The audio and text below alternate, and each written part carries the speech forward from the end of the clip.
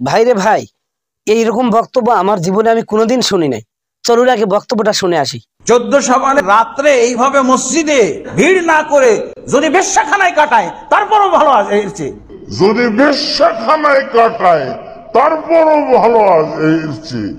যদি সারা রাত যদি সে বেশ্যাখানায় থাকে সেটাও ভালো, কারণ সে বলবে যে আমি অপরাধের মধ্যে ডুবে আছি, অপরাধ চর্চা করেছি। কিন্তু একটা অনিসলামী কাজ, একটা ইসলামের বিকল্প পথ, বিকল্প ধারা, সেটাকে যদি সে ইসলাম মনে করে তাহলে এটা ইসলামের জন্য কত ক্ষতিকর। এই যে এই লোকটা, একে আলেম তো আমি বলবোই না, শবে বরাত নিয়ে যে বিদ্বেষীপূর্ণ বক্তব্য দিল, এর সামনে যে লোকগুলো বসেছিল এরা আসলে কত নম্বরের লোক এইটা আমার জানা নেই। তবে দেখেন, শবে বরাত নিয়ে ইসলাম সম্পর্কে এত বড় একটা বিদ্বেষীমূলক জঘন্যতম বক্তব্য দিতে পারে, এটা আমার জীবনে প্রথম দেখলাম। এত বড় কথা বলতে পারে। দেখেন, আহলে হাদিস ভালো, কিন্তু আহলে হাদিসের নাম নিয়ে কিছু কিছু শায়েখ ইসলাম ধ্বংস করার পরিকল্পনা নিয়ে এদেশে নেমেছে। তার বাস্তব উদাহরণ এবং প্রমাণ এইটা। কত বড় নির্লজ্জ জাহেল মূর্খ হলে এত বড় কথা বলতে পারে। সে কি বলেছে যে শবে বরাতের রাতে ইবাদত করার চাইতে বেশ্যাখানায় গিয়ে সেখানে সারা রাত যাপন করা এই শবে বরাতে ইবাদত করার চাইতেও আরো অনেক উত্তম, আর শবে বরাতে ইবাদত করাটা আরো জঘন্যতম, আর বেশ্যাখানায় গিয়ে সারা রাত ওইখানে পালন করা ওইখানে যে আরো উত্তম। নাউজুবিল্লাহি মিন যালিক। তার মানে মানুষকে জেনা করার জন্য উৎসাহ প্রশিক্ষণ দিচ্ছে এই নামধারী শাহেক। আসলে এরা ইসলামকে ধ্বংস করার জন্য, মানুষের ঈমানকে নষ্ট করার জন্য এই দেশে নেমেছে, কিচ্ছু নয়। কিন্তু আপনারা আগে বুঝবেন, সাধারণ কিছু লোক তিনারা কমেন্টে হয়তো বিভিন্ন গালিগালাজ করবেন, আপনারা আগে বুঝুন।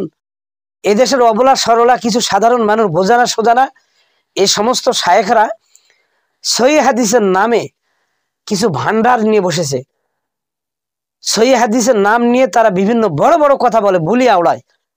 অবশ্য এমন এমন শায়েখ যে দেখা গিয়েছে, আমি পরবর্তীতে এগুলো আলোচনা করব ইনশাআল্লাহ তাআলা, যে তারা যে হাদিসের রেফারেন্স দিচ্ছে নাম্বার, ওখানে ওই হাদিসের সঙ্গে কোনো মিলই নাই।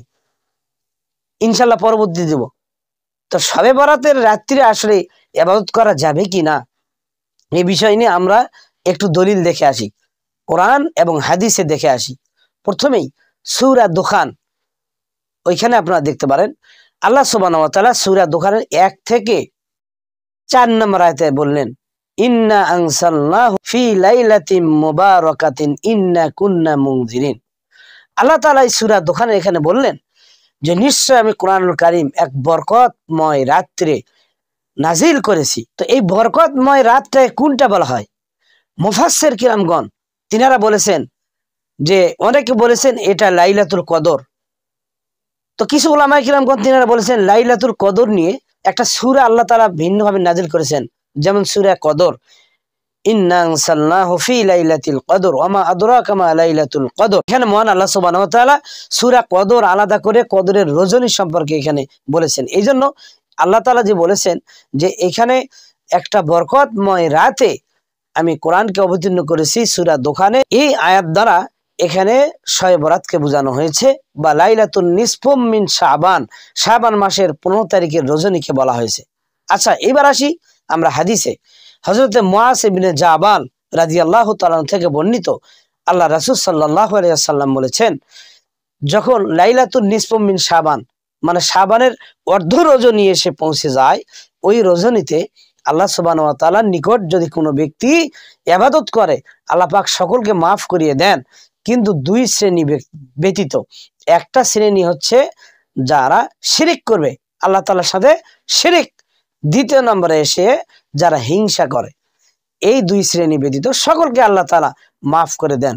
এটা সহিহ হিব্বান হাদিস নাম্বার 5665, ইবনে মাজাহ সিয়াসিত্তার অন্যতম কিতাব 1390 নম্বর হাদিস, মুসনাদে আহমদ 4 নম্বর খণ্ড 176 নম্বর হাদিস।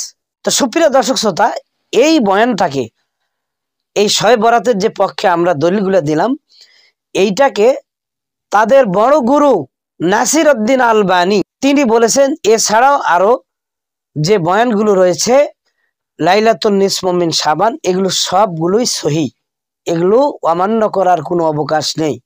এটা নাসিরউদ্দিন আলবানী বলেছেন। তো তাদের এমন একটা মত পোষণ, যেখানে ইবনে মাজাহ বলুক, আল বুখারী বলুক, তারপরও তারা এটা অনেক সময় মানতে নারাজ।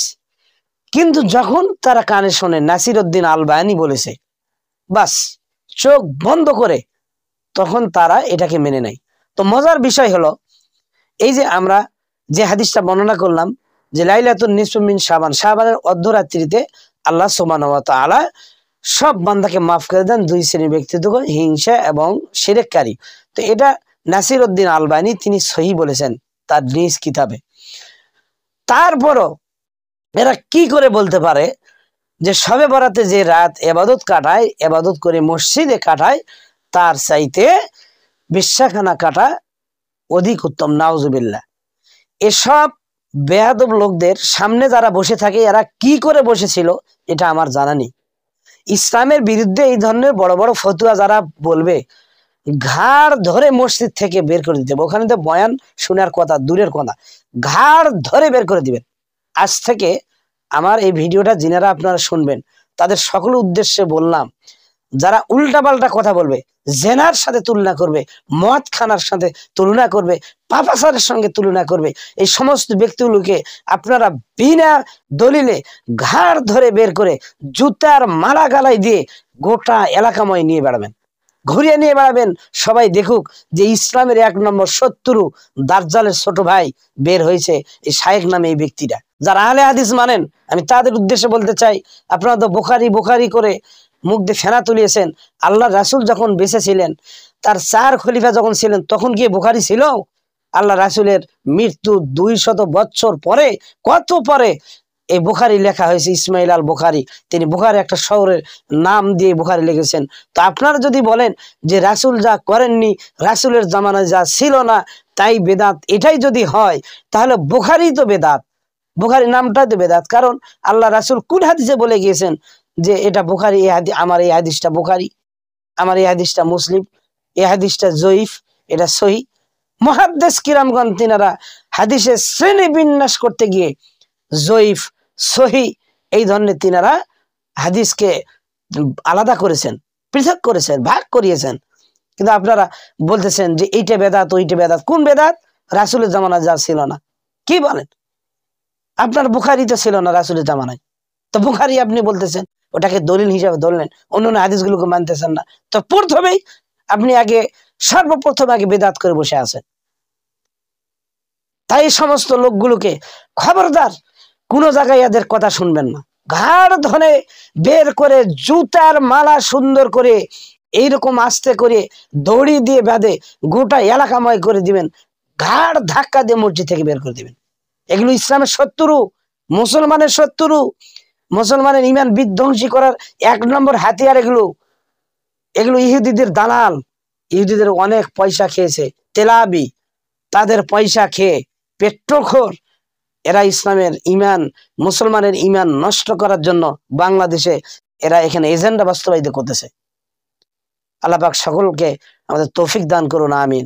ওয়া আখির দাওয়ানা আলহামদুলিল্লাহি রাব্বিল আলামিন। আসসালামু আলাইকুম ওয়া রাহমাতুল্লাহি ওয়া বারাকাতুহু।